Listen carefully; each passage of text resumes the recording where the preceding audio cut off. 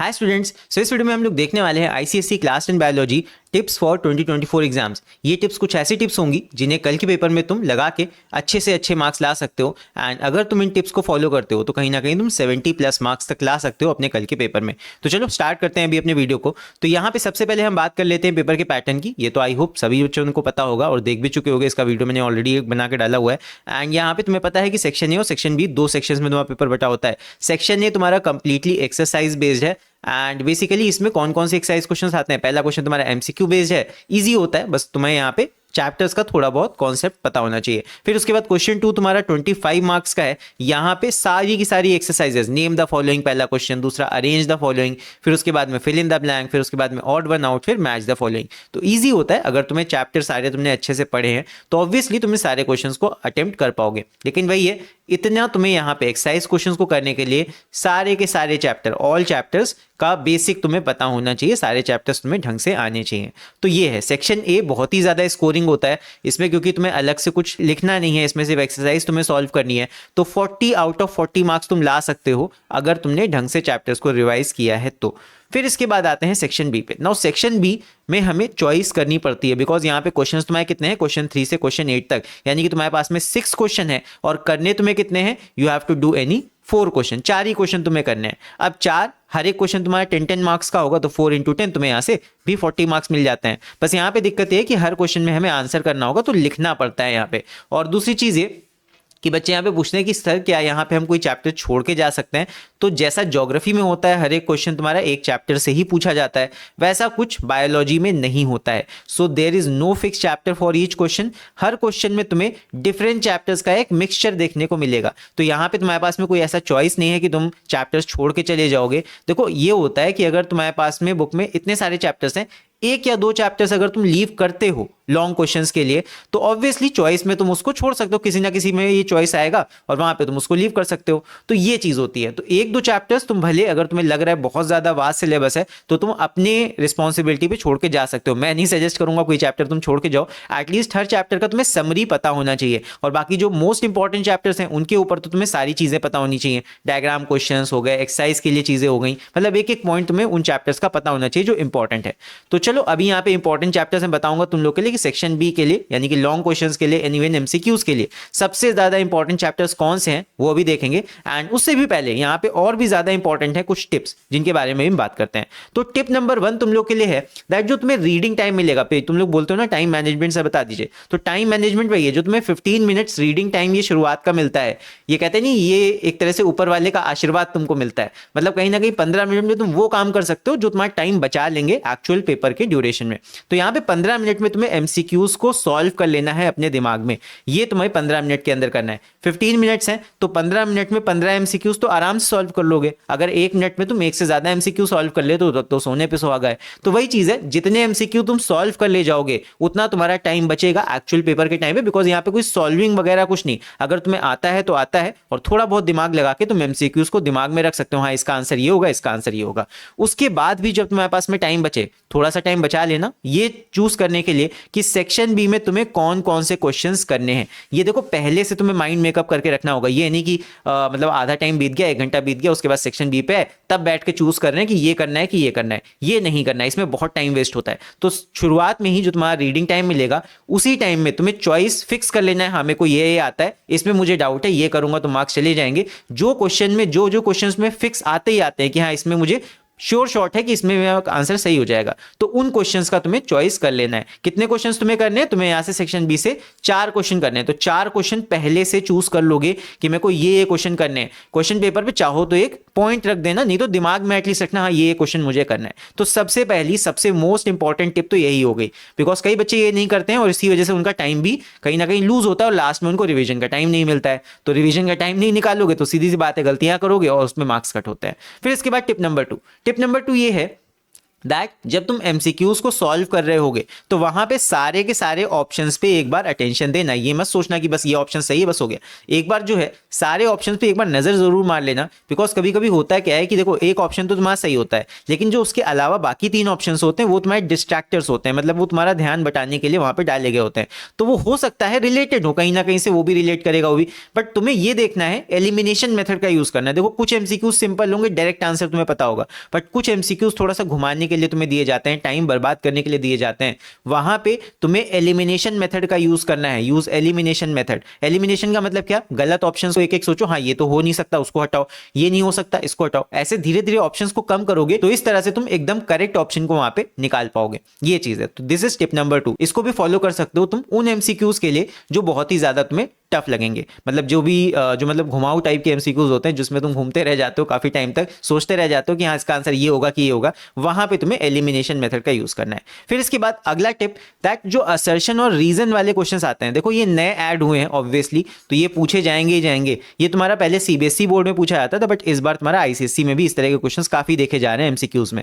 तो असर्शन और रीजन में पहले तुम्हें असर्शन को प्रॉपर्ली रीड करना है, ओके, एंड उसके बाद में जब रीजन को तुम पढ़ोगे तो तुम्हें ये सोच के देखना है कि क्या असर्शन को ये सही से एक्सप्लेन कर रहा है कि नहीं कर रहा है। देखो असर्शन ट्रू होगा तभी उसका रीजन कहीं ना कहीं सही बैठेगा, ये चीज होती है। तो असर्शन पहले पढ़ के देखो क्या वो सही है कि नहीं, एंड उसके लिए जो रीजन दे रखा है, अगर असर्शन मान लो गलत भी है तो असर्शन में अगर थोड़ी सी मिस्टेक है तो उसका क्या रीजन अगर दे रखा है तो क्या वो सही है कि नहीं। तो ये दोनों बातें तुम्हें देखनी है एंड उसके अकॉर्डिंग तुम्हें बताना है असर्शन एंड रीजन सही है, दोनों गलत हैं, जो भी है ऑप्शंस में दिया रहता है। तो ये चीज थोड़ा ध्यान से करना वहां पे, बिकॉज 1 मार्क्स का सवाल है, गलत कर दोगे तो मार्क्स बेकार में कट जाएंगे, थोड़ा सा दिमाग लगा कर लोगे तो 1 मार्क्स पूरा पूरा मिल जाएगा। तो वही है, टारगेट तुम्हारा ये होना चाहिए कि सेक्शन ए में ज्यादा से ज्यादा 40 आउट ऑफ 40 का टारगेट लेके चलो। अगर 38 37 तक भी आ रहे हैं तब भी मैं अच्छा मानूंगा। फिर इसके बाद अगला देखते हैं टिप नंबर 4, सबसे ज्यादा इंपॉर्टेंट चैप्टर्स। यही बच्चे पूछते हैं कि सर सबसे ज्यादा इंपॉर्टेंट चैप्टर्स कौन से हैं, तो यहाँ पे देखो जो नए चैप्टर्स तुम्हारे ऐड हुए हैं पोस्ट पैंडेमिक, मतलब पैंडेमिक के बाद में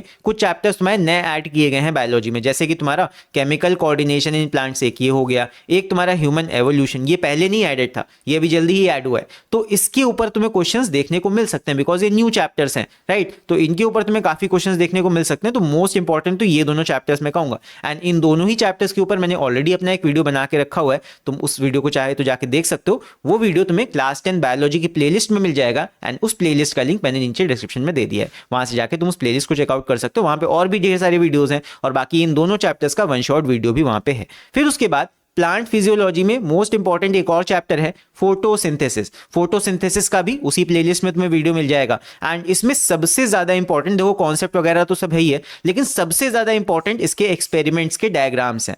डायग्राम बेस्ड क्वेश्चन इसमें आने का चांस काफी ज्यादा होता है, तो ये काफी इंपॉर्टेंट एक चैप्टर हो गया। फिर इसके अलावा तुम्हारा सबसे पहला चैप्टर सेल डिवीजन, देखो स्ट्रक्चर ऑफ क्रोमोसोम तो इसी का है तुम्हारा, इसी में सब पार्ट है।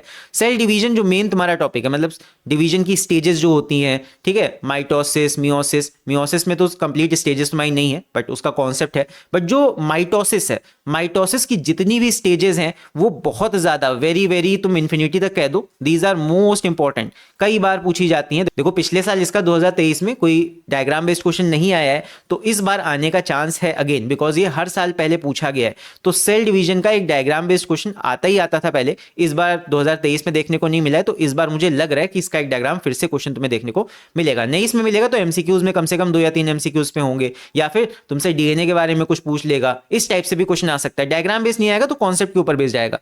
तो इसमें यही है, सेल डिवीजन बहुत ज्यादा इंपॉर्टेंट है एंड जेनेटिक्स ये भी बहुत ज्यादा इंपॉर्टेंट है। Genetics this is very very important. इसमें एक तुम्हारा monohybrid cross, dihybrid cross, Punnett square बनाना, ये सारी चीजें काफी ज्यादा इंपॉर्टेंट है। एक तुम्हारा इसमें इनहेरिटेंस से रिलेटेड डिजीजेस तुम्हारी जो होती है वो काफी ज्यादा इंपॉर्टेंट है। तो ये दोनों चैप्टर्स जो शुरुआत के हैं इनको तो कतई मिस करके मैं जाने की सलाह नहीं दूंगा, इनको अच्छे से पढ़ के जाना है अगर तुम्हें अच्छे मार्क्स चाहिए तो। फिर इसके बाद बढ़ते हैं आगे। अगला हमारा जो इंपॉर्टेंट चैप्टर है वो आ जाता है ह्यूमन फिजियोलॉजी से। अब यहाँ पे मैं तो कहूंगा सारे के सारे चैप्टर्स ही इंपॉर्टेंट है, बट जो मोस्ट इंपॉर्टेंट है वो उनको देख लो। सर्कुलेटरी सिस्टम, इसमें जो डायग्राम ऑफ हार्ट तुम्हारा वर्किंग तुम्हारा हार्ट का है वो काफी इंपॉर्टेंट हो जाता है। आर्टरीज, वेन्स, वो काफी ज्यादा पूछा जाता है एग्जाम में, सो ये सभी इसमें इंपॉर्टेंट है। एंड सर्कुलेटरी सिस्टम का ही मैंने वीडियो बनाया हुआ है, सेम क्लास 10 बायोलॉजी की प्लेलिस्ट में तुम्हें मिल जाएगा, नीचे डिस्क्रिप्शन में प्लेलिस्ट का लिंक मैंने डाला हुआ है। फिर इसके बाद नर्वस सिस्टम। नर्वस सिस्टम में बच्चे कहते हैं कि सर नर्वस सिस्टम आपने बता दिया लेकिन सेंस ऑर्गन क्या नहीं है कोर्स में। तो देखो एक चीज समझो, नर्वस सिस्टम बड़ा चैप्टर है, नर्वस सिस्टम में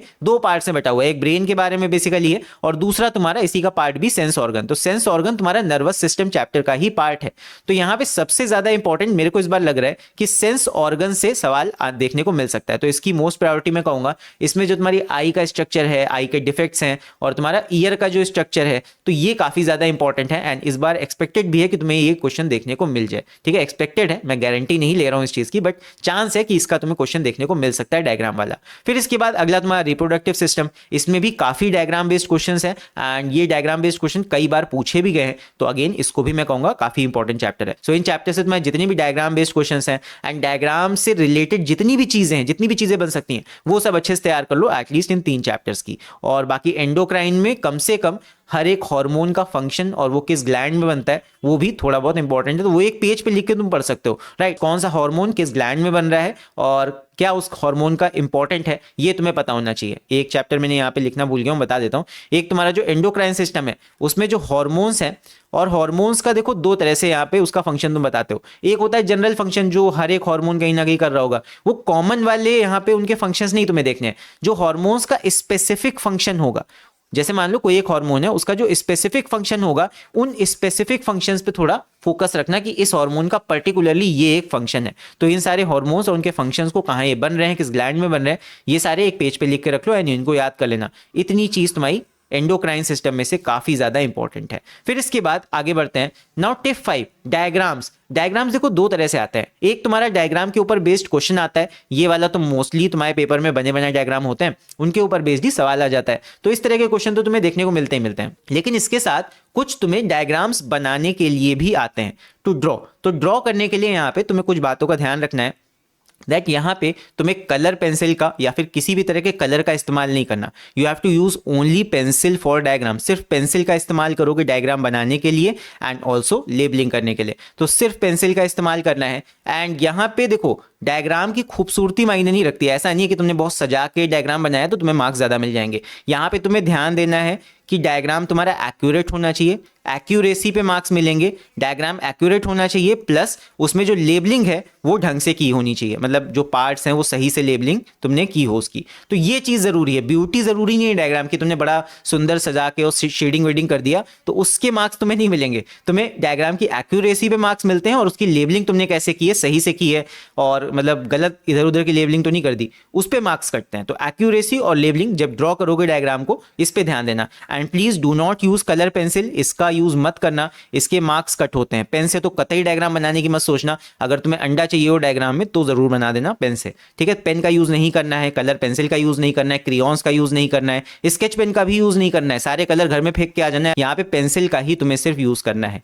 फिर आगे बढ़ते हैं। अगला हमारा यहाँ पे tip number 6, first attempt only choice question. ये बहुत से बच्चे भी करते हैं एंड उनकी आदत क्या होती है, जैसे मान लो उनको लग रहा है कि 4 क्वेश्चन बोले गए तो 4 तो मैं नहीं करूंगा, 4 से ज्यादा 5 या 6 करूंगा, ज्यादा मार्क्स मिल जाएंगे। तो ऐसा बेटा नहीं होता है। चेक तुम्हारे 4 ही क्वेश्चन होंगे। तो मैं हमेशा कहता हूं एंड ये टीचर्स भी कहते हैं दैट पहले तुम्हें सिर्फ चॉइस बेस्ड क्वेश्चन ही करने हैं। पहले मान लो अगर सेक्शन बी तक तुम पहुंच गए, मान लो 1 घंटे से पहले तुम्हारा सेक्शन ए खत्म हो गया, एक्सरसाइज बेस्ड है, तो मान लो 45 मिनट में तुम्हारा सेक्शन ए खत्म हो गया। फिर उसके बाद जब सेक्शन बी पे आओगे तो सेक्शन बी के सबसे पहले तुम्हें अटेम्प्ट करने हैं वो चॉइस बेस्ड 4 क्वेश्चन। पहले उन 4 क्वेश्चंस को जो तुमने चूज किए हैं पहले ये करो, इनको कर लो, फिर इनको रिवाइज कर लो, इसमें कोई गलती ना हो, इन पे 100% अपना फोकस लगाओ, बिकॉज कहीं ना कहीं मार्क्स तो तुम्हें यही दिला रहे हैं ना। फिर उसके बाद भी अगर तुम्हारे पास में, अगर मान लो तुम्हारे पास में 2 घंटे में भी तुमने टाइम बचा लिया, इतना तुमने मतलब जल्दी जल्दी पेपर कर लिया, तब जाके एक्स्ट्रा क्वेश्चंस करो। कई बच्चे क्या करते हैं, मान लो उन्होंने क्वेश्चन 3 मतलब यहाँ पे जो सेक्शन बी का तुम्हारा पहला सवाल था वो उसने किया और उसके बाद उसमें सारे पार्ट्स नहीं आंसर किए, फर्स्ट पार्ट किया, सेकंड पार्ट किया, थर्ड पार्ट छोड़ ही दिया। फिर उसके बाद अगले क्वेश्चन पे जंप कर दिया, उसमें 1 पार्ट किया, बाकी के 3 छोड़ दिए। फिर अगले क्वेश्चन पे गया, उसमें का 1 पार्ट कर दिया। तो ऐसे बेटा मार्क्स नहीं मिलेंगे। तो ये चीज मत करना वहां पे, बिकॉज अब यहाँ पे ऐसा नहीं किया जाएगा कि एक क्वेश्चन में से 1 पार्ट चेक कर देगा और दूसरे का दूसरा पार्ट चेक कर देगा और मार्क्स दे देगा। ऐसा नहीं होता है वहां पे, ठीक है। और एग्जामिनर को जितना ज्यादा तुम परेशान करोगे वहां पे चेकिंग में, उतने ही तुम्हारे मार्क्स डिडक्ट होते हैं। तो इस बात का ध्यान रखना। एक्स्ट्रा क्वेश्चन मैं नहीं सजेस्ट करता हूं बच्चों को कि अटेम्प्ट करो, जितने क्वेश्चन कर रहे हो वो ढंग से करो, उसमें तुमको ज्यादा मार्क्स मिलेंगे रादर देन इधर से इतना किया उधर से इतना किया। मतलब वही चीज है, एक जगह बैठ के खाना नहीं तुमको खाना है, आधा यहां से खाया, आधा दूसरे ढाबे से खा लिया, आधा तीसरे रेस्टोरेंट से जाके खा लिया, तो उसमें ना तुम्हारा पेट भरेगा ना तुमको मार्क्स मिलेंगे। ये चीज है यहाँ पे। तो एक क्वेश्चन करो ढंग से करो, 4 क्वेश्चन बोलेंगे चॉइस वाले, 4 क्वेश्चन करो ढंग से करो। नहीं आता है जब उनमें तुम मतलब होता नहीं एकदम थक हार के बैठ गो कि एकदम आता ही नहीं है, अगर एक पार्ट उसका कोई मिस है तब जाके तुम दूसरा अटेम्प्ट कर सकते हो। लेकिन कब? जब तुमने शुरुआत के 4 क्वेश्चन सेक्शन बी के अच्छे से कर लिए हैं, रिवाइज कर लिया है कि अब इसमें कोई गलती नहीं है, तब भी टाइम बच रहा है, तब जाके अगला क्वेश्चन करो एक्स्ट्रा वाला। ये है प्रॉपर तरीका। फिर इसके बाद अगला टिप यहाँ पे ये है दैट जो मोस्ट एक्सपेक्टेड क्वेश्चन जो तुम्हारे 2024 एग्जाम के लिए हैं, सारे तो मुझे नहीं पता, फिलहाल मैंने पेपर नहीं बनाया, बट यहाँ पे मुझे जो लग रहा है, एक तुम्हारा क्लोरोप्लास्ट का स्ट्रक्चर, इंटरनल स्ट्रक्चर जो होता है वो थोड़ा सा डायग्राम बेस्ड क्वेश्चन इस बार देखा जा सकता है तुम्हारे पेपर में,